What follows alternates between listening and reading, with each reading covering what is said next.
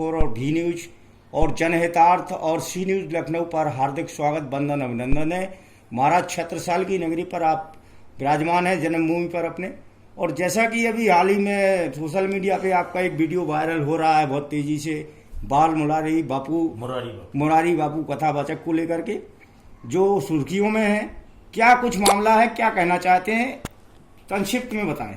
ओम नमो नारायण, जय श्री राम। देखिए भाई, जो हमारे संत श्री मुरारी बापू जी ने कहा, ये बहुत गलत कहा है, ये अक्षम्य अपराध है। इसके लिए मैं उन्हें शास्त्रार्थ को चैलेंज करता हूं। अगर उनके अंदर कोई क्षमता है, वो विद्वान हैं, तो मुझसे बैठ के बात करें। उन्होंने भगवान कृष्ण के नाम को कलंकित किया है, करोड़ों भक्तों की आस्था को उन्होंने ठेस पहुंचाया है, क्योंकि बहुत गलत किया उन्होंने। क्योंकि कोडशो कलाधरो कृष्णो सर्व विद्याम पराभवो। भगवान राम स्कूल गए पढ़ने, तब विद्या आई। भगवान कृष्ण तो 5 दिन के थे, तब सरस्वती ने सारी विद्याएं दे दी थी। 16 कलाओं से थे, और उन्होंने कभी पान ही नहीं किया। मदरा दारू तभी चलती नहीं थी, उस समय दारू वारू थे। अभी आई ब्लेंडर फ्लेंडर, क्या आएगी? उस समय तो सोमरस चलता था, बूटियों का रस चलता था। तो वो कभी भगवान कृष्ण ने ग्रहण नहीं किया। ये जो इन्हें गलत ध्यान दिया कि नाचते थे, नचवाते थे और दारूखोर थे और भगवान नशा करते थे। मैं कहता हूं, एक मंत्र बता दे कोई धरती में कि भगवान कृष्ण ने नशा किया, मैं जीवन भर उसकी गुलामी करूंगा।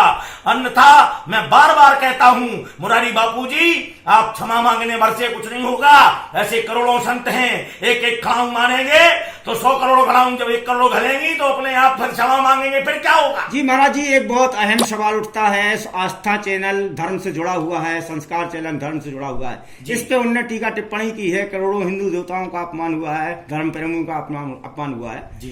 तो क्या कुछ कहना चाहते हैं आप? मैं यही कहना चाहता हूँ आस्था संस्कार वालों को भी कि ऐसी वीडियो भी नहीं बनाना चाहिए। और ऐसा नहीं कि पैसा है जिसके पास में तो पैसे में कुछ भी कर लो। आप पैसे से डबल बेड खरीद सकते, नींद नहीं खरीद सकते हो। पैसे से घी दूध खरीद सकते हो, बजरंगबली खली नहीं बन सकते हो। इसलिए ध्यान दें आप, क्योंकि God is omnipresent, God is omnipotent, God is omni सिएंट।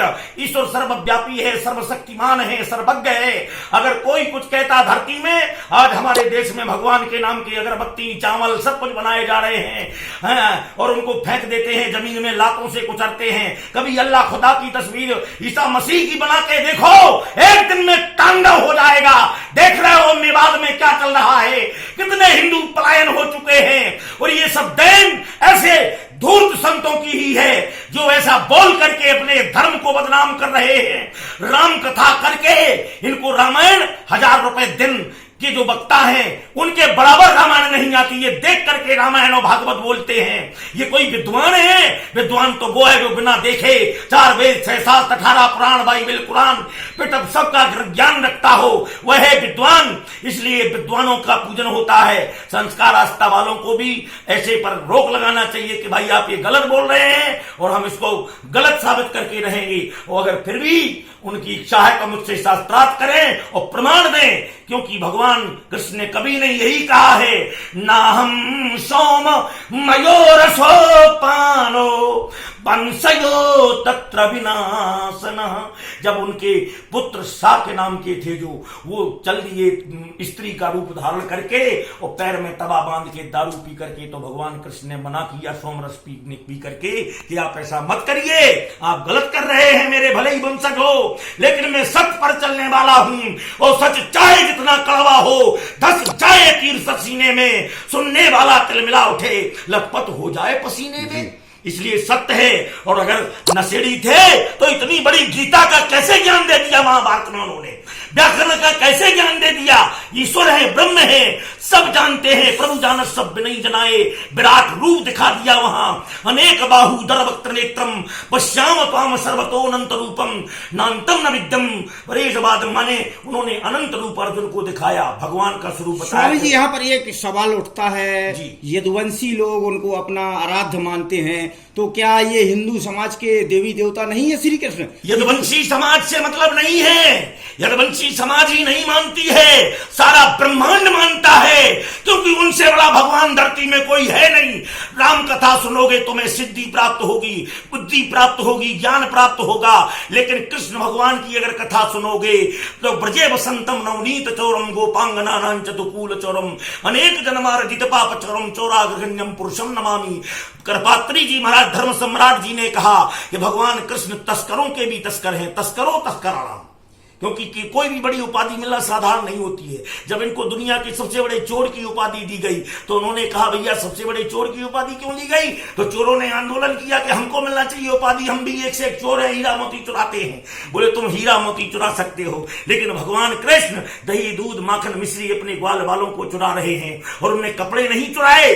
उस समय 4, 4.5, 5 वर्ष की उम्र थी भगवान कृष्ण की। 5 साल के बच्चे तो वैसे ही नंगे घूमते रहते हैं। और भगवान राम तो 28 साल के थे 29 के जब चित्रकूट में भरत जी आए तो उठे राम सुन प्रेम अधीरा कहूं पटकहूं निखंग धम तीरा, सब कपड़े उतर गए। तो आप क्या कहेंगे? ऐसा सुनिए, पहले ज्ञान बुद्धि विद्या होना चाहिए, उसके बाद बोलना चाहिए। बिना विवेक के कोई बात मत बोले। मुरारी बापू तुम्हें चैलेंज करता हूं, सारी संत समाज तुम्हारी घोर निंदा करती है। जितनी आस्था बचपन से इस हृदय में थी, मैं सोचता रहता था कि संत मुरारी बापू जैसा कोई संत नहीं है, लेकिन आज लग रहा कि इनके जैसा अन्यायी संत नहीं है। अक्षम अपराध इन्होंने किया है, इसका क्षमा भगवान भी नहीं कर सकते। एक होता है पाप और एक होता है महापाप, वज्रलेप पाप। पाप माने जो आप करोगे वो गंगा जी में धुल जाएंगे, लेकिन जो तीर्थों में जाके चैनलों में जाके पाप कर दिए, जहां लाखों भक्त बैठे हो, तो ये वज्रलेप पाप किया है इन्होंने। ये कभी छूटने वाला नहीं है। इसका पनिशमेंट इन्हें भगवान देंगे, क्योंकि भगवान Krishna Gita is the philosophical monument of the east. वेदांत दर्शन शास्त्रों का निचोड़ ग्रंथ है गीता। स्वामी विवेकानंद ने गीता के बल पर सारे विश्व को हिला दिया। अमेरिका में शिकागो में विश्व का सबसे बड़ा ग्रंथ अगर है तो वो है गीता। हाँ, और फिर वेद पुराण उपनिषद ये सभी शास्त्रों का पहले अध्ययन करें, तब उसके बाद में बात करें। कारी कमरिया ओढ़ करके लाखों रुपए करोड़ों रुपए इधर उधर से वसूल करके ये लाइव कथाएं चला करके विद्वानों की कभी लाइव नहीं आती। ये मीडिया खुद विद्वानों की कभी लाइव नहीं चलाते, ये मूर्खों की चलाते हैं जो विद्वान हैं। इनको श्री स्वामी राम भद्राचार्य जगत गुरु रामानंदाचार्य जी ने भी ललकारा एक बार कि ये आप ये सब बंद करें, ये जो बोल रहे हैं बारे में, ये सब दूसरों के धर्म। क्या महाराज जी यदि कोई भविष्य में ऐसी बात आती है कि वो आपसे शास्त्रार्थ करें तो आप उसके लिए तैयार हैं? मैं सदा तैयार हूं। मेरा पैर फ्रैक्चर है, अभी डॉक्टर जामदार के यहाँ इलाज चलता रहा, जहां कई बड़े बड़े मुख्य भक्त मेरे उपस्थित हुए और सभी ने मेरी व्यवस्था बनाई। और मैं 2004 में श्री महंत बना।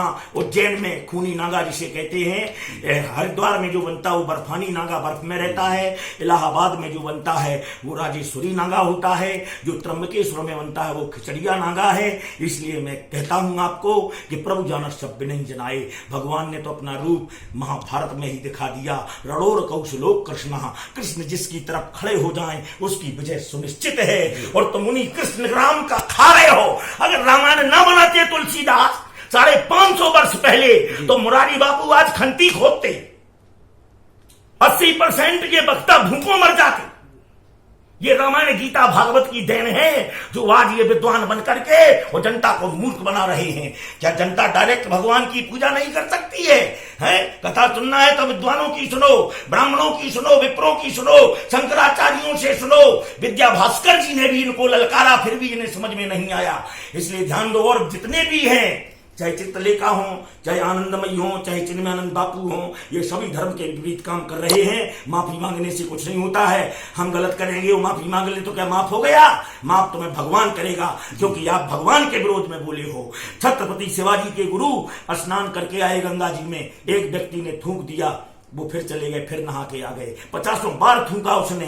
फिर उसके बाद में उनसे पूछा गया कि भैया तू क्यों थूक रहा? बार बार लोगों ने कहा तुझे मालूम है ये कौन है? बोले कौन है? बोले छत्रपति शिवाजी के गुरु हैं। अरे बोले गलती हो गई, क्षमा करो। शिवाजी तो नाम सुनते ही खत्म कर देगा, बिल्कुल मेरा सर्वनाश कर देगा। चरणों में गिर गया महाराज श्री के, शिवाजी के गुरु जी के। और जब चरणों में गिरा तो गुरु जी ने कहा क्या बात है बेटा? बोले गलती क्षमा करो प्रभु, मैं जानता नहीं था आपको और आप मुझे क्षमा करें। बोले क्यों क्षमा करूं? तूने कौन सी गलती की है? मैं एक बार गंगा नहाता था, आज 50 बार नहाया, मुझे आनंद आया, पुण्य मिला है। और रहा क्षमा की बात, तो अगर तुझे क्षमा ही मांगना है तो जैसे क्रोध में आकर के तूने थूका था, वैसे ही क्रोध में आकर के क्षमा मांग, तब हम तुझे जाने के तू क्षमा मांगने योग्य है, अन्यथा तेरा तो पतन सुनिश्चित है। इसलिए बाकी ये तो मृत लोक है, जो आया है सो जाएगा, राजा रंग फकीर चाहे कोई हो, जो जन्मे सो निश्चय नासा, जो नासे सो पुनः प्रकाशा।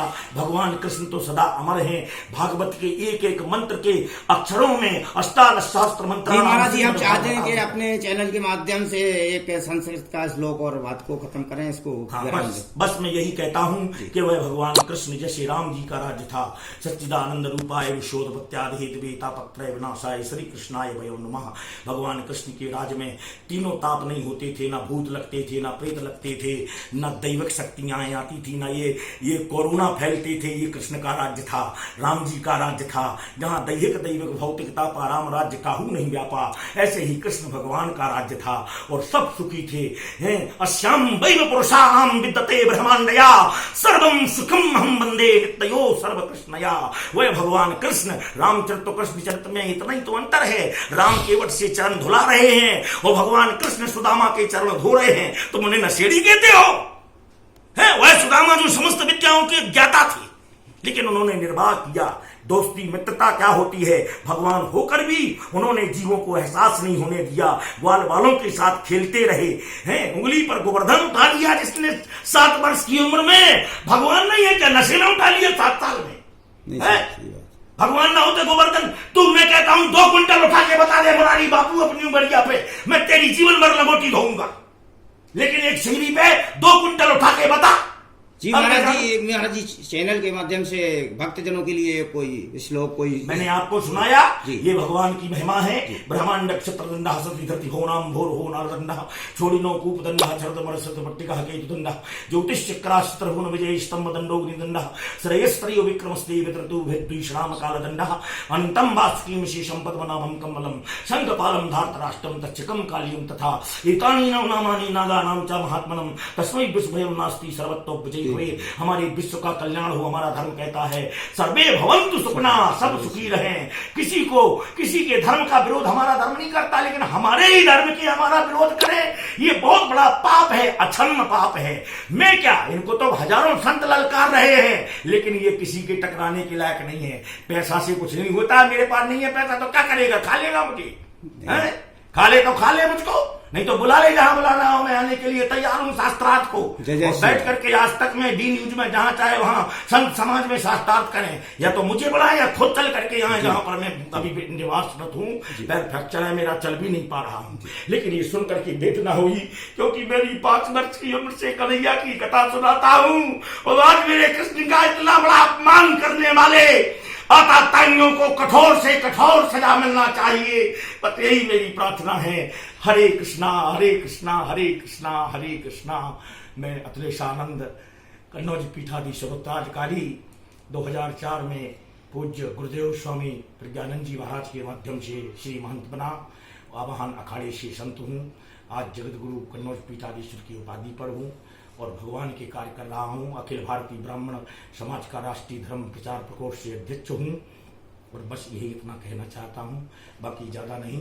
ओम नमो नारायण। जय श्री राम, जय श्री कृष्णा, जय श्री कृष्णा, जय श्री कृष्णा, जय श्री कृष्णा, जय श्री राम।